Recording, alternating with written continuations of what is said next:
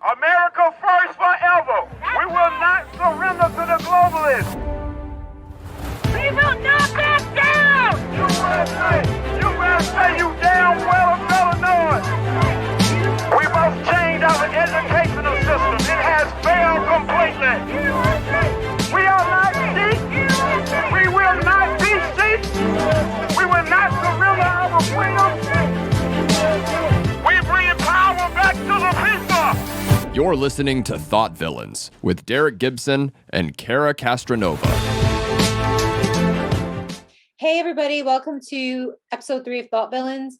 I'm here with my friend Randy Ireland. Derrick Gibson is traveling the state of New York right now, campaigning for governor, so he couldn't be with us. So we decided to just kind of put together a really quick episode for you guys. We're going to show you some footage, really interesting footage from this week, this past weekend, when Derrick went upstate to Wawarsing, New York, and he actually met with the other candidates who were running for governor. There were 4 of them there, and they took some questions and answers from the crowd, and it was actually pretty entertaining. Andrew Giuliani was there, who is Rudy Giuliani's son, and he was kind of an entertaining guy. He's funny, just like Derrick. I think Derrick had the crowd laughing more than anybody. Rob Astorino, who's county executive of Westchester County, and Mike Carpinelli, who's a sheriff in upstate New York. So these 4 guys were there. Lee Zeldin couldn't make it because he is doing National Guard duty, I guess, over the past weekend. But they all will be together again this Wednesday in Ulster County. I don't have video for that because I'm not going to be able to make that one, but I do have video from this past weekend. That's the video I'm going to show you. So excellent. Tell us the story about this whole Chris Farley thing. I mean, I might show a clip. I might have no choice but to show a clip of for those of you who were younger and might not remember, Saturday Night Live was actually at one point funny, believe it or not. It's terrible now. It's a disgrace. But at one point it was really funny, and I'd say about 30 years ago, because Giuliani was like 5, the son was only like 5 years old. Rudy Giuliani was being sworn into office as mayor of New York City, and he has his kid with him, Andrew Giuliani, who was just like literally upstaging him, like jumping up and down on the podium, waving at people, blowing kisses to the crowd. Whenever Giuliani said something, he must have been practicing his speech at home, and his son overheard. He would like parrot him, like he would say it along with him. And the funny part was Giuliani is just acting like this is completely normal. Like he wasn't really like, okay, go sit down. He was just like completely like acting like his son wasn't there. It was just so funny. And then Saturday Night Live parodied it, and they had Chris Farley play an adult kid. Oh wow! So it was really funny. Did you see that? Have you seen it? It's no, so I funny. I can watch that one. It's so like Chris Farley was so funny, and it really kind of makes you like almost. I know Giuliani's son is probably like not embarrassed, but he doesn't really want that image of him when he's trying to run for governor. People remember him as this bratty little kid, but I actually think it makes him more likable because it was really funny. Yeah, exactly. And then Chris Farley went on to do another skit. I remember where it was in Yankee Stadium. And Kelsey Grammer from Frasier was on it. And the whole skit is he's just acting like a brat in Yankee Stadium, and he's with his father Giuliani. It's so funny. It's okay.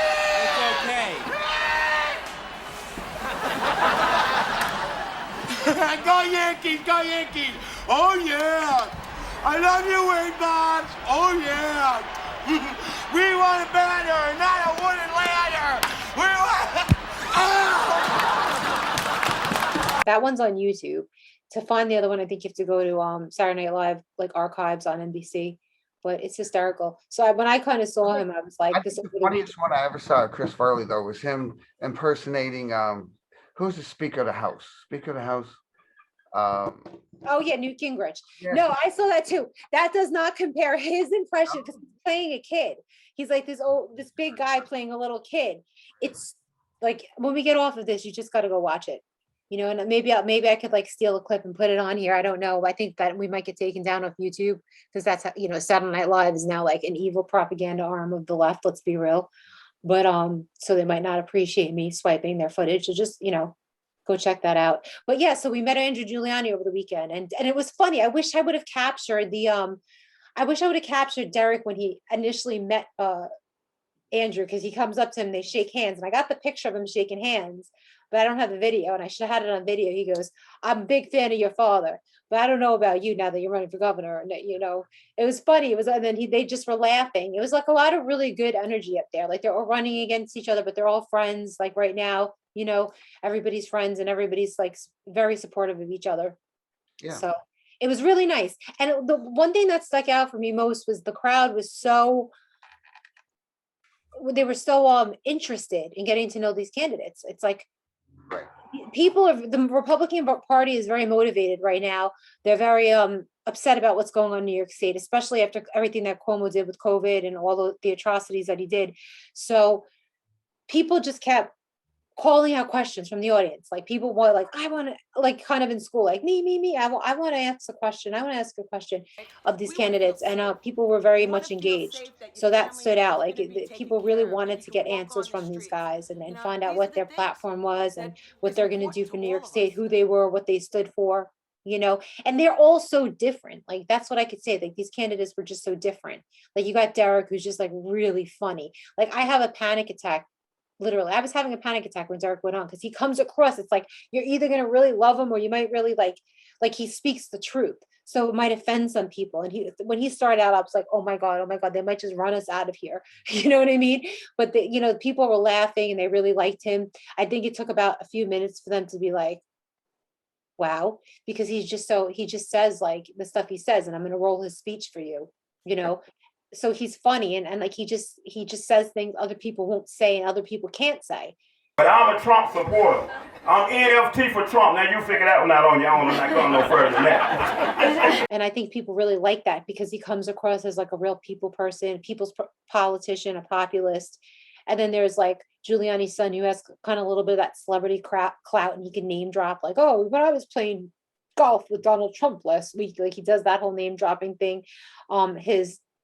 His dad is Rudy Giuliani. He's he has a lot of celebrity contacts, so he's kind of like that celebrity factor. And then you have like the sheriff, who's like the law and order guy, right? He's a sheriff, so that's his thing. Then you have like Rob Astorino, who's like an county executive, who could say, oh, he's always talking about when I was county executive, we did this and we did that. So he's always falling back on his experience. Whereas I think Derrick was definitely the most likable, funny, came across as a real down-to-earth guy. Like I said, like just really appealing, like in a populist way, sort of the way that Trump was. And a lot of people came up to me afterwards and was like, oh, Derrick was definitely our favorite candidate for sure. So every county is so different in New York. There's so much diversity. What? How many counties are there in New York? There's 62. And they're all very different from each other. I mean, like you have the downstate counties, it's like nothing like upstate. The people are just completely different. Oh, I'm sure. So it's kind of crazy, like, the way that you appeal to people in the city and in Long Island and then Westchester County. And then the further you go upstate, they just have completely different needs.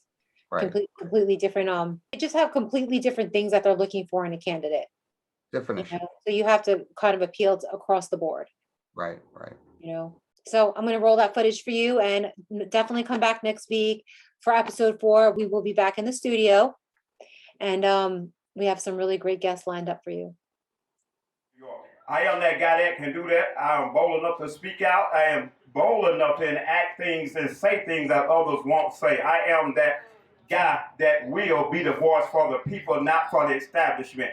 We have had enough of career politicians. We have some good guys in the race. We have one standing right here, the former sheriff standing right there, which is a good friend of mine. Hell, I might even vote for him. He's just that good. Yeah, I like him. But we got good candidates, just joking. I'm going to read a little bit off my platform. We got about 5 minutes. I think I can talk for about 2 days, so the rest of them won't get a chance.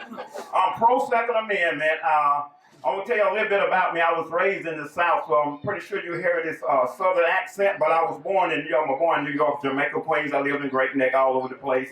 And the crime was so bad during that era, we moved to the South. My mother and father moved out of here, moved to the South, so I could be raised right in a decent place. I learned to hunt, to fish, do all the things that, a good old country boy do.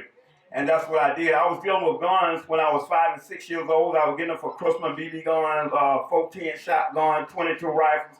Taught how to hold them by my uncles and stuff like that. And then taught the gun is for your safety and for hunting, so you can eat. So I'm pro Second Amendment. I think we should be a constitutional carrier state, and that includes the city of New York. We are letting violent criminals back out, and we're not in the city of New York. We can't protect ourselves. They won't let us protect ourselves. We can't have nothing, better clubs or nothing but the violent criminals released. It's time to end that. I'm pro law enforcement. I've had a little experience working in that. I'm pro law enforcement. My society without law enforcement, you're going nowhere but to the cemetery. So I am pro law enforcement. I am equal justice for all. As a black man, I don't like to bring this up, but the justice system has been screwed forever. And as a black man, we've been screaming that forever, and no one listened to us until Trump got in office, and they tried to use the same tactics on President Trump that they've been using on black folks forever. So I don't trust the Department of Justice. No, I don't trust the FBI. I don't trust nobody that says it's just the upper group. It's not the upper group. It's the entire thing, and it needs to be changed. The justice system is screwed. Our legislators are enacting laws, unjust laws, which give us all kind of troubles and actions. But I don't go too deep into that. For voter ID, we got too many illegal aliens living here. One is too many.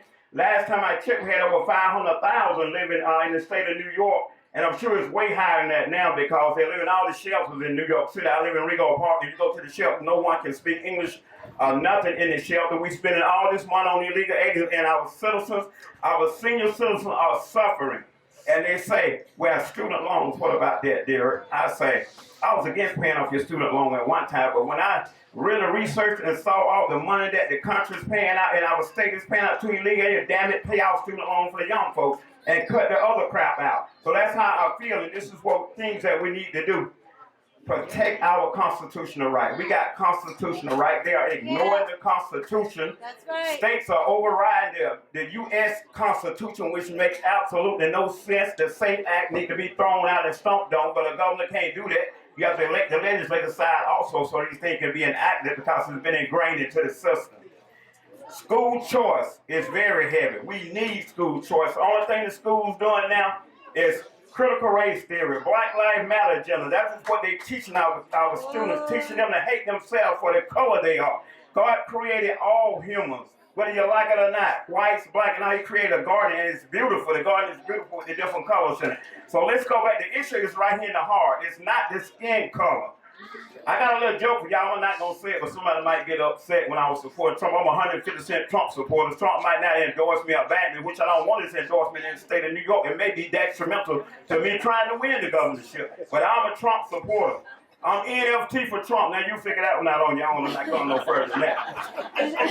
We got religious liberty. We must respect our religious liberty. I'm a Christian guy raised in a Christian home. I don't want you stomping on me because I'm a Christian. I'm not going to stomp on a Muslim as long as they doing what they supposed to do, obeying our laws in this country is just fine with me. Leave the religious institution out. Stop forcing stuff in the religious institutions. Medical freedom, I use that. Back in the days, I got vaccinated, I got stuff in my arm. Now I got vaccinated, I understand why for the greater good of the community. But now, with all of this population control, my thoughts going totally the other way. If I had little kids now, I wouldn't even have them vaccinated. I'd be done with that part of it. I wouldn't do it. I use their terms, the Democrats, my body, my choice. This is my damn body, and this is my choice. No, I will not take the vaccine. It's not FDA approved. It's FDA recommended. Our kids in school don't need masks on. It's no need for it. This thing is 99% terrible. And let's go with it. There's no need to mask yourself up. There's no need to be a government sheep. I see people in New York City walking around with masks on, waiting on the government to come pull it off their face. It's 100 degrees out here and you're suffocating yourself. Use common sense, people. Last but not least, term limits. We got too many damn career politicians. They do absolutely nothing they say they're going to do. They sold out to the big corporation. They sold out to the establishment. Take your freedom back. We have put people out of business. I'm pro-business. I own business. I own a construction and a consulting company. We're working on Jackson State, Mississippi, now doing an enclosed dome and dormitories. Let the business make decisions for themselves. We put 3,000 restaurants out of business in New York City during this COVID because we took it too far. We didn't use common sense. People, use common sense, please. You can be educated all you want to. I have 2 degrees. But I'm an educated fool without common sense. So the experts have killed America and messed it up. Good evening, and thank y'all for y'all time. Like I said, there's no other candidates here, so goodbye. Y'all can be dismissed. I was just kidding. I like all the guys here. Thank you. Thank you all for coming.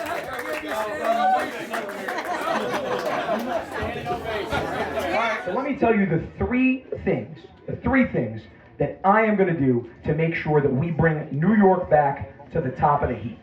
One, we're going to relight the economic furnace that is New York again. When I think about New York, I think about the Erie Canal, and I think about New York connecting the rest of the world to the United States of America. We are the economic center of the world, not a laughing stock to send people down to Florida and Texas and Tennessee. I'm sorry, but on day one, after a very long day, I'm giving Governor DeSantis a call and saying, Ron, I love you, baby, but it's going to be a lot tougher with the Governor Giuliani than it was with the Governor Cuomo. How do we do that? On day one, we deregulate. We cut the red tape. That way businesses have the opportunity to spend more of their capital, more of their dollars on their employees.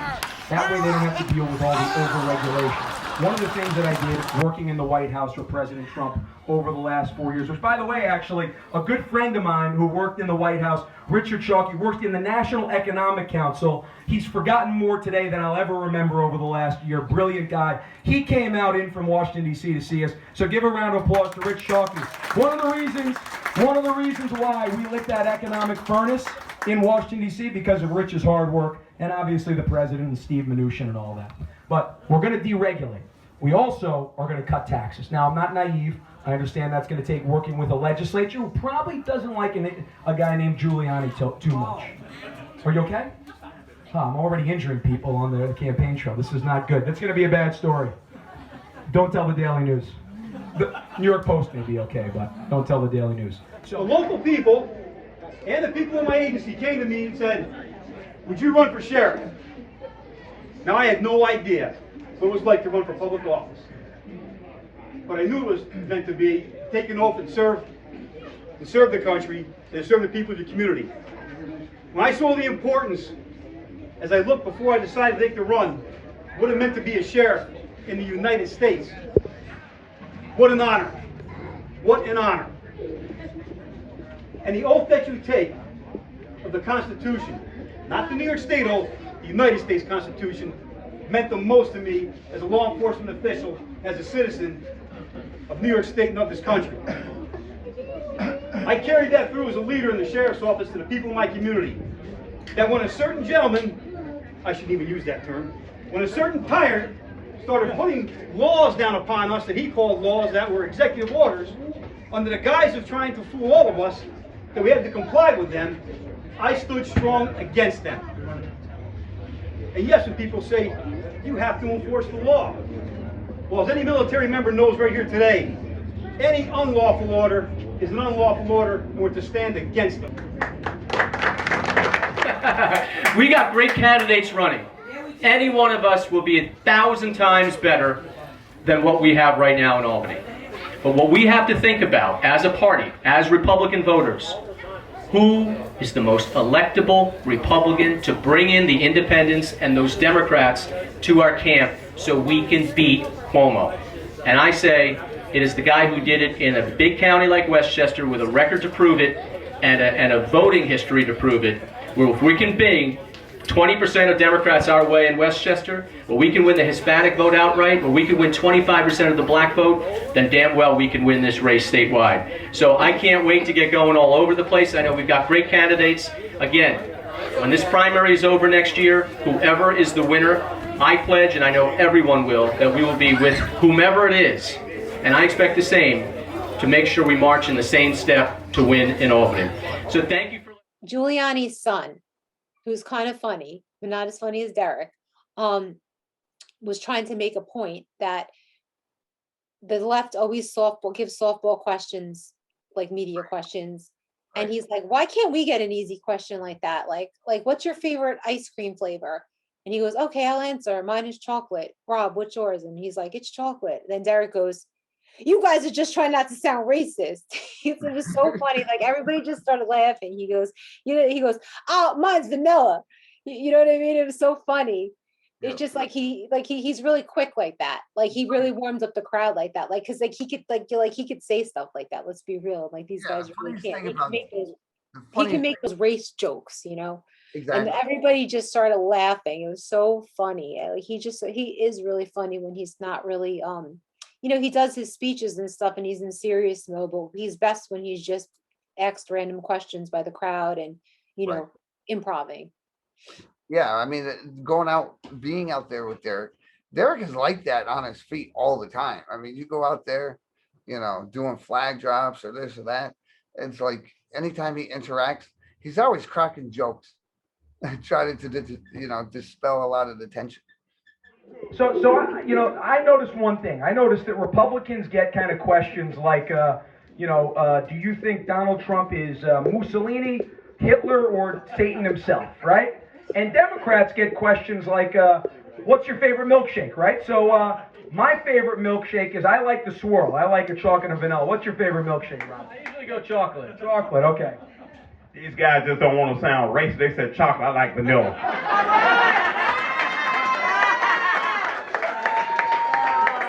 The Q&A with the people, and it was awesome because it was sort of like a barbecue.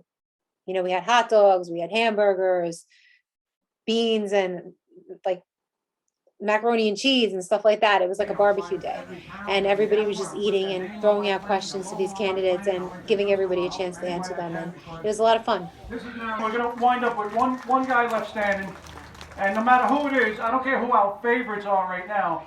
I know that if, you know, whoever my favorite is, I'm going to support the other guy if he winds up beating my favorite. It doesn't matter. If we don't all get behind the last person standing in June of 2022, then we might as well not even go out and vote. And you don't ever hear me saying that, but I'm telling you now, if we don't get together and get behind the last person standing, then we might as well just quit, because we're not going to do this without complete unity. And without us, again, pushing our families and friends and making sure they get out and do what they're supposed to do.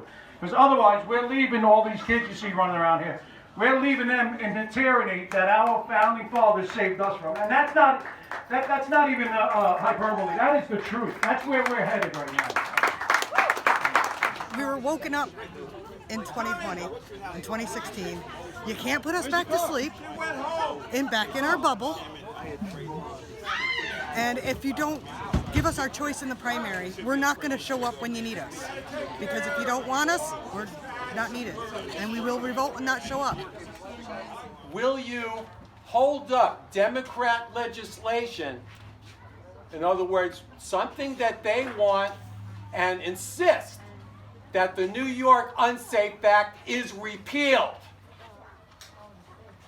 Otherwise, you veto that and you don't give them what they want until we get what we want. Right, and I agree with you, because the SAFE Act is ingrained into the system, and the governor's not going to be able to take it out. But like you said, we have some we can work with. We can hold theirs up until they do what we need them to do. So I would definitely do that on the SAFE Act and many more things that they got going that's not right in the state of New York. Yeah. Yes, I will work to repeal the SAFE Act. As Derrick said there, it's not just a matter of on day one you come in and are able to do that, right? You need to actually work with or through, probably more through the legislature than anything else. But I will absolutely work to repeal that starting on day one. The quick answer is absolutely yes. And I tell you, when I was county executive in Westchester, I had a Democratic county board, as I mentioned, the entire time. And I held my ground and we won, because a strong executive can move a legislature to where it needs to go. But I'll tell you one thing I never would have done. I never would have funded the SAFE Act in the state budgets, even after it was passed. And that's just as much of a problem, because we're perpetuating it. So yes, the answer is, for this guy who brought back the gun show in Westchester County with enormous opposition, because it was the right thing to do, you're darn right I would do something like the SAFE Act, which has not made us any safer. And you can't get a gun if you try to go into New York City, as Derrick said. I'm a gun owner, and yet a couple miles down the road to go into New York City where the crime is the highest, I can't get a permit or can't take my gun, which is the most ridiculous thing, because these are the same idiots that want to defund the police.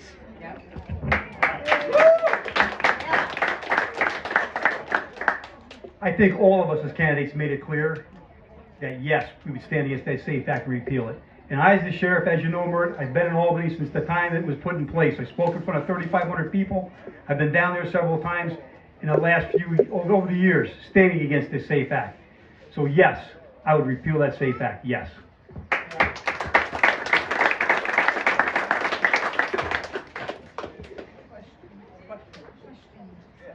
Any more questions? Y'all went to sleep. I tell you what, I got one. Who's gonna donate to my campaign? If you say there are other candidates, I'll donate to your campaign. Jeez.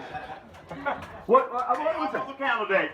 You know, I noticed one thing. I noticed that Republicans get kind of questions like, do you think Donald Trump is Mussolini, Hitler, or Satan himself, right?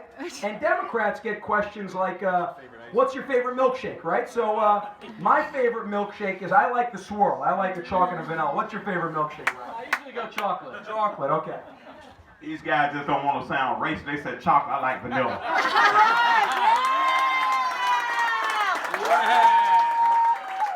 And if there's no speaking my language. Listen, what you gotta say now, I do the twist. I do that too. I'm AC/DC, I go both ways. Fried chicken or watermelon out here. That's what I'm upset about. Really? It's a barbecue. Where is the watermelon? Right. I don't know. They got nervous. They got nervous. Listen, you have the top 4 people up here. Why don't you go ahead, ask us while you got us, guys, because you know what? Okay, I have we one get questions question. to the media, Right. but it's you that matters the most, okay? I have a question, and this is kind of funny. All right, people who know me will understand this. All right, you guys, can you all swear in a test that you never groped any of Cuomo's aides? Absolutely.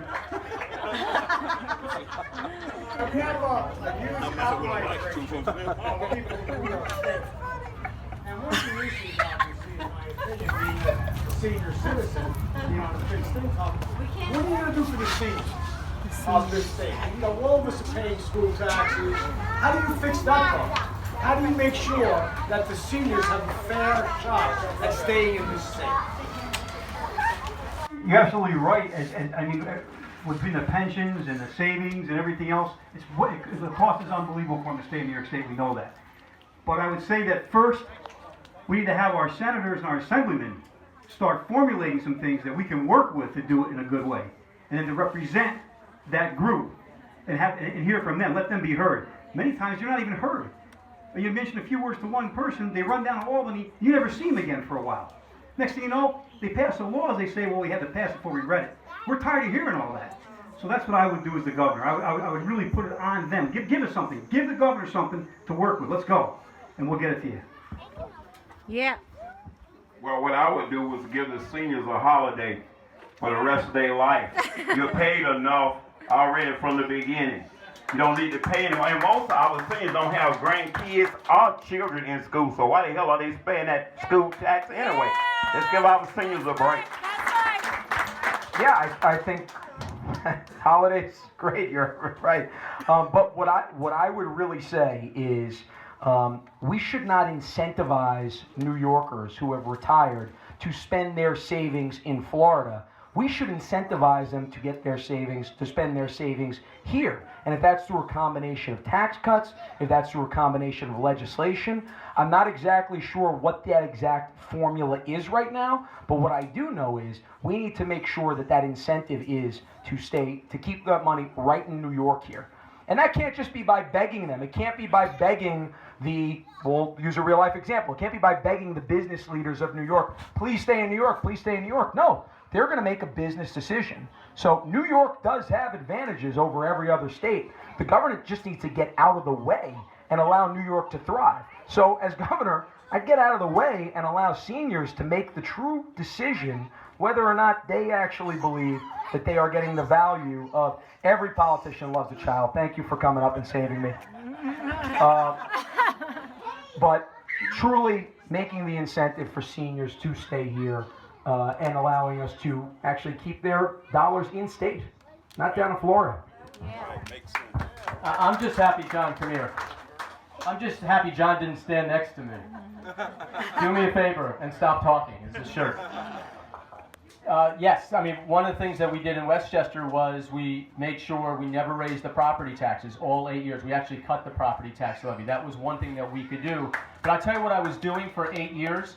I was advocating strongly and loudly that our representatives in Albany actually reduce some of the unfunded mandates that they keep putting onto our local communities, which drives up property taxes, and it went on deaf ears. And we had a Republican Senate, we had a Democratic Assembly, we had a governor who was a Democrat, and they never made it any better. Every year it got worse and worse and worse. So anyone in local government will tell you, if Albany stops being the opposition, the enemy, then maybe we could actually make this state a little more livable, but they're not, and they never do, and that's always been the problem. That's why you can't live here, because taxes go up on the local level, because they're being forced to do new programs on your dime.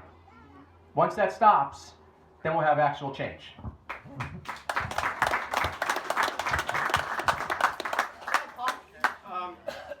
All four of you guys have very impressive credentials. It was great to listen to you talk. One of the things, it's not a question really, it's more of a statement.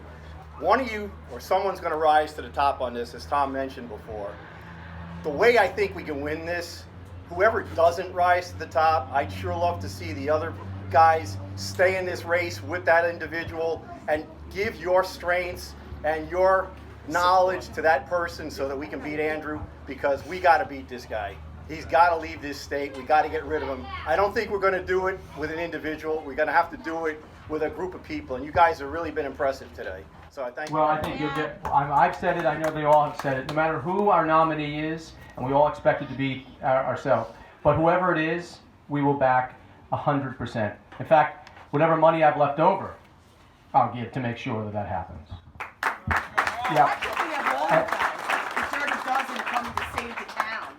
I second that. I second what Rob said. Whoever the nominee is after the primary, I will 100% make sure that we do everything to take the governor's mansion back. What I will say also, and I think this is to your point, right? I mean, think about all of the ideas you had up here before, and think about how big New York State is, 62 counties. I think it is very important to have as many of us running for as long as possible to be able to get the message out to New Yorkers. Because the truth is, the target, and this is what Rob told me, that target, Cuomo, he's big enough for all of us to focus on. We don't need to crossfire on all this.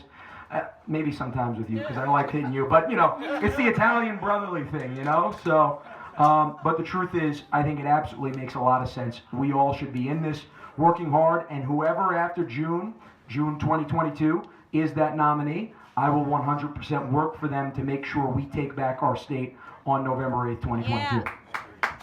Thank you, Andrew. I agree with you. We must come together to take this monster down. We have got to stick together. We have got to come together.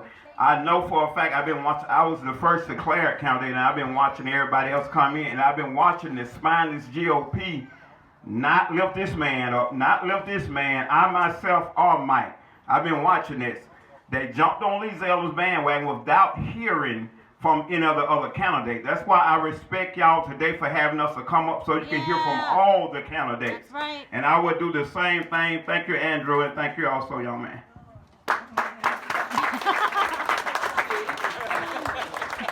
I'm going to finish with this. Very good friend of mine, Jonathan Gillum, retired Navy SEAL FBI agent. One thing to say. One team, one fight. Team up. Right. That's right. I've got a question for you gentlemen, and it's a fairly personal question. My husband is an Immigration Customs Enforcement officer who was deployed to the Texas border for the last 45 days. I want a pledge from you on behalf of my husband and all of his teammates that are out there every day, that you will remove the barriers so that interagency communication happens again.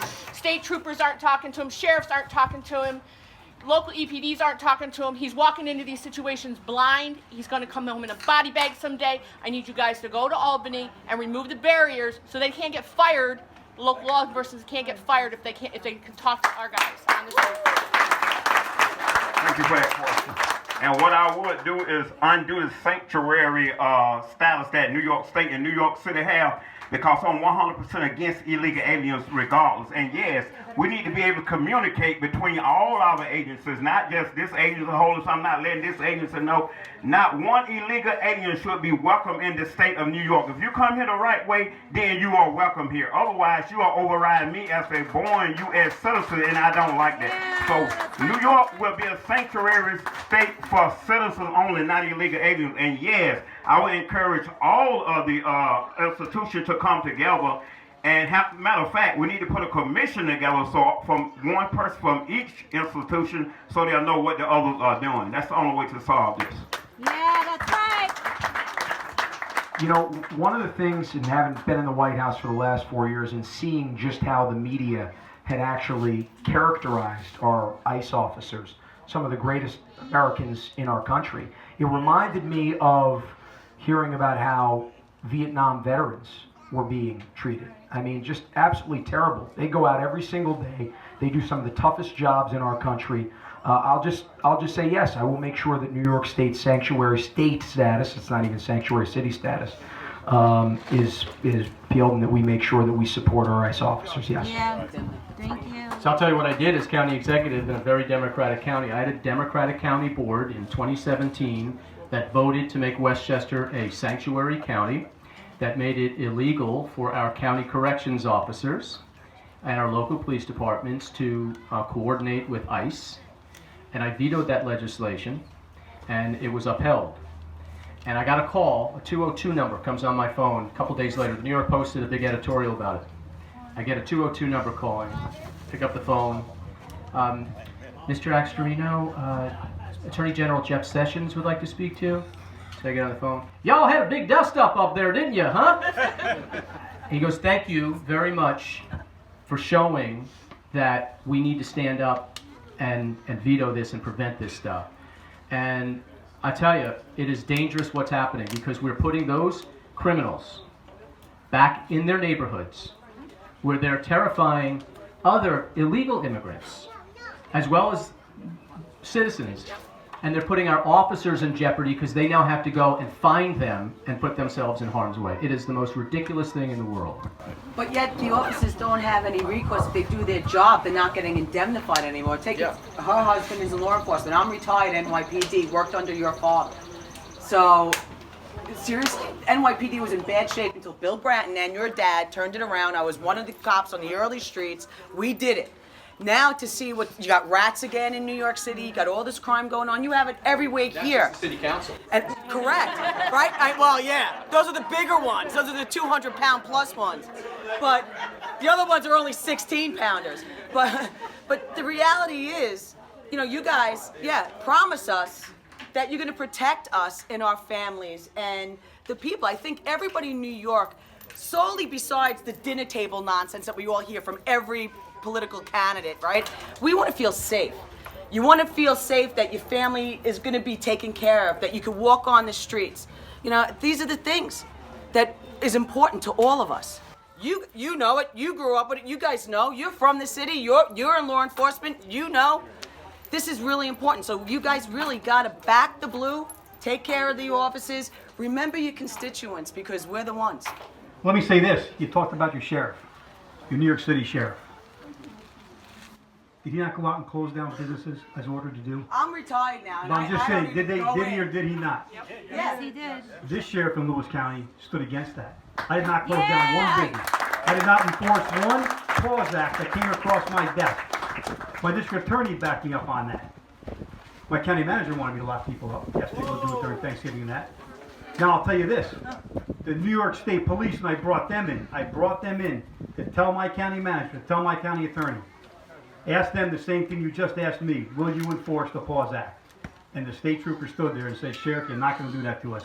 I go, yes, I am, because we're brother officers. You better damn well stand with us right now. You know what they said? You're right, we won't enforce it. And they asked, why not? Because it was not a law. It's not. It's not. People get locked up and they get released right away. All right, so this is going to be, was that the last? No, I got a question. right here. I got a question too, actually. Go ahead. One more, Mike, I got to No, listen, our new superstar, Mike Martucci, is still waiting to talk. So I don't want everybody leaving. Everybody's getting restless. So make it quick. Make it quick. I got a question. As a disabled veteran and a senior citizen in this state, there's 15 or 16 other states that give disabled veterans 100% tax break. Pennsylvania's one of them, our next door neighbor, on your property taxes. Florida's another one. This is why seniors are moving out of New York.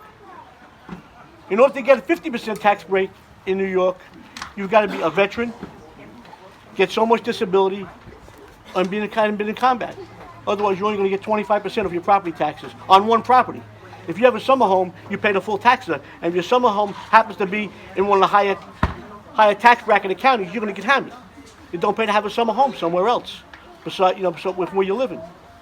But there's other states that give, and most of the veterans are seniors, except for the guys coming home from now in the last 5 or 6 years.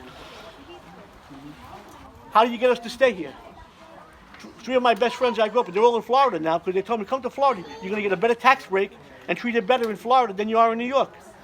All right, go ahead, answer.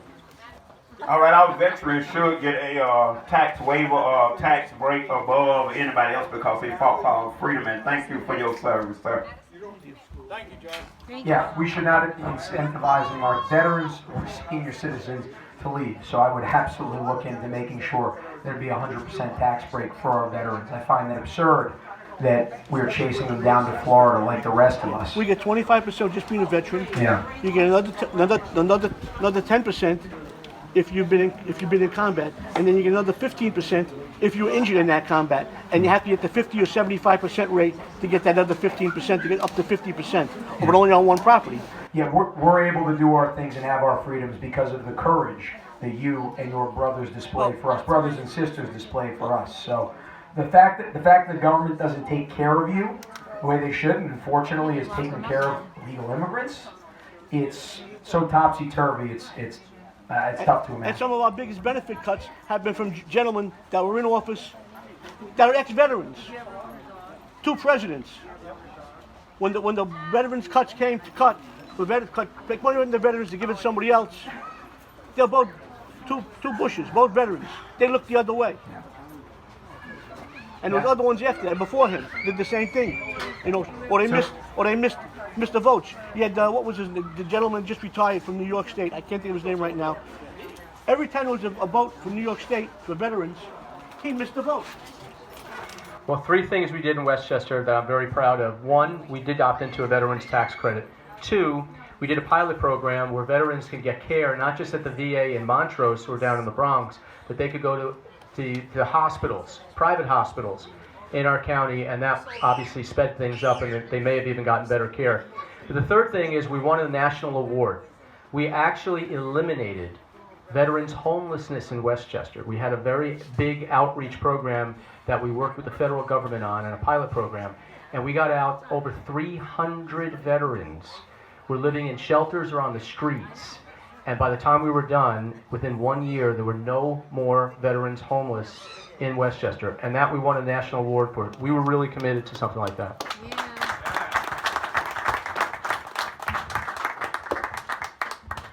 We got to wrap it up, and I would say, yes, I would do that for you, sir. We would. We would cut those taxes. Absolutely. I have a question back to you. Well, Mike's going to have to, he's got the last question, so if he wants to give it up to the lady, then... What I'll say is, I do have an idea for you guys. I'm running for town council here, and I'm part of the Republic Committee. I have an idea that could potentially lower school taxes and stop left-wing indoctrination at the same time. That's not a question. All I'm asking is that if you have time afterwards, we'll sit down with me, talk to me, and if you want to what's your question? That way, then... My question has to do with your stance on medical freedom for all. Yeah, as we know that that's right. Your time is trying to get pushed through. I just got a notification that the mask mandates are staying in place for our children in public schools. Well, then we better fight them all the way. And keep fighting and don't stand down. That's what we got to do. Not just a few representatives, not just a few of us, all of us to save our children. That's what we have to do. All right, did you guys hear the question? Medical exemption, there is a bill in the assembly right now. What can you do to push those things forward? The vaccination passports are, in my view, completely unconstitutional. That's the road we do not want to go down in this country at all. On the disabled, what has happened, people, this is a story that hasn't been told enough. There was a similar executive order for these group homes and disabled homes. And we had over 500 died in those homes because of Cuomo's order, like with seniors. That's a disgrace, and nobody knows about it because the media won't tell that story either. Yeah, that's right. Yeah, and I would add to that, Rob is absolutely right, but they died because of Andrew Cuomo's ego. If you remember, the USS Comfort was coming up the eastern seaboard into the Hudson, and the truth is, Andrew Cuomo did not want to give Donald Trump the political victory, and so it affected public policy. So that is Andrew Cuomo's ego that cost the lives of at least 9,000 of those 15,000 seniors right there. And Javits Center. And then secondly, just on the vaccine passports, I find it absurd that you have literally a list of vaccine passports and you have to show an identification to go into a Yankee game or to go on a plane or to go here and there. Yet we're somehow racist for suggesting that you have to show an ID to vote or to get an absentee ballot. Right. Again, it's that absurdity that common sense is just lost. Well, I'll bring some common sense back to the governor's mansion. And I am a candidate again for governor, so. Thank you, Andrew. Yes, I was re-seeing every thought they had on the COVID passport. I was re-seeing that fight against it, your body, your choice, and let you have your own freedom. Y'all have a good afternoon. We got to move on. Thank you. Donate to my campaign, Gibson, the number 4, governor.com. Thank you. Guys, when are you all getting the picture together? Thank you so much, everybody, for watching. Please make sure that you subscribe and like our YouTube channel. As you know, that's very important, your subscriptions and your likes, and make sure you comment and you engage. Definitely follow us on Facebook. We have a Facebook page for Thought Villains. Follow me at Cara Castronuova. Follow Derrick at Gibson for Governor, or at Derrick Gibson on Twitter, on Facebook, on Instagram, and all of the necessary evil social media sites. Also, follow us on Telegram. So thank you so much. At Thought Villains, make sure you subscribe and like, and I'll see you next week.